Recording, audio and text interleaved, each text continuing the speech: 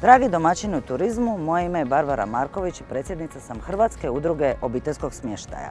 Po struci sam magistra turizma i imam preko 20 godina iskustva u turizmu. Tu sam danas da vam predstavim idejni projekt Turističke zajednice Splitsko-dalmatinske županije, a to je brendiranje i tematizacija obiteljskog smještaja. Oni su iznimno važni za podizanje kvalitete smještaja u našoj županiji.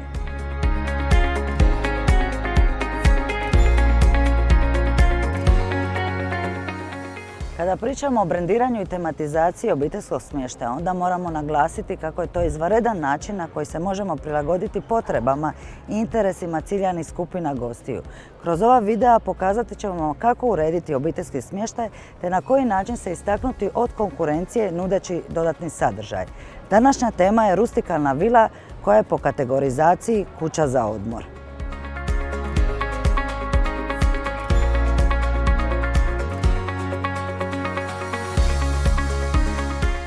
Evo nas u jednom od najstarijih dijelova grada Splita, u kojem se nalazi stara vila koja je restaurirana i kategorizirana sa 4 zvjezdice.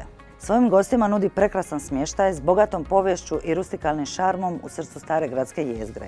2 ulaza u samu kuću omogućavaju gostima veću fleksibilnost prilikom dolaska i odlaska.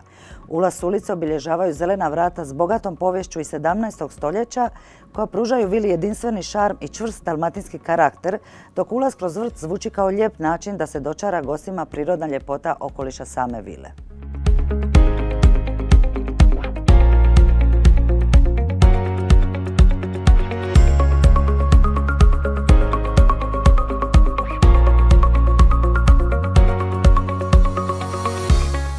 Intiman i skriven od znatiželjnih pogleda, vrt pun cvijeća omogućit će svojim gostima osjećaj potpune privatnosti dok uživaju u svom godišnjem odmoru. Ovo je dio kuće u kojem će gosti zasigurno provoditi najviše vremena. Iako su u nekim smještajnim jedinicama gosti znali uživati u zaljevanju cvijeća, svakako je preporuka imati cvijeće koje nije potrebno zalijevati svaki dan, jer nijedan gost ne voli nametljive vlasnike.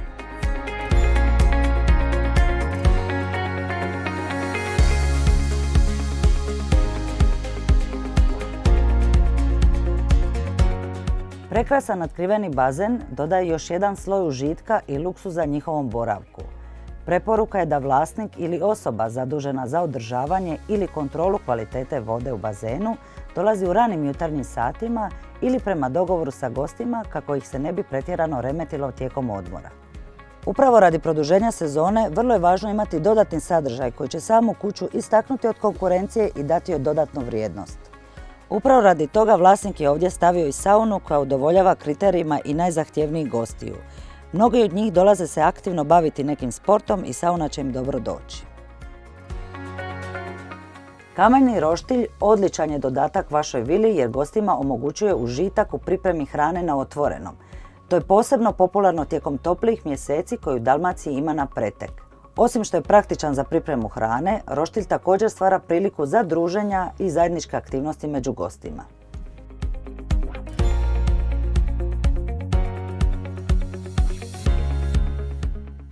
Velika kuhinja i blagovaonica omogućuju gostima da se osjećaju kao kod kuće za ugodna druženja i za kvalitetnu pripremu obroka.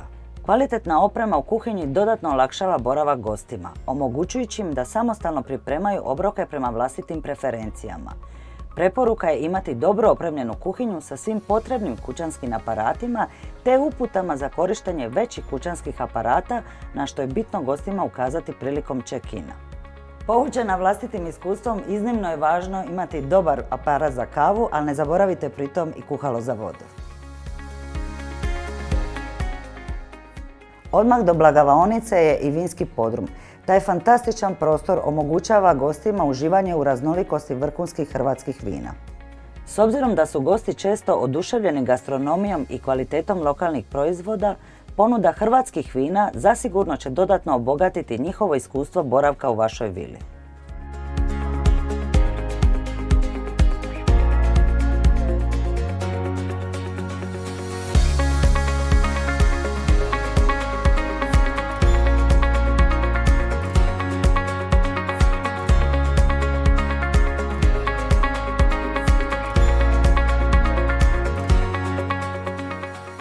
Raspored soba na 2 kata pruža udoban smještaj za goste.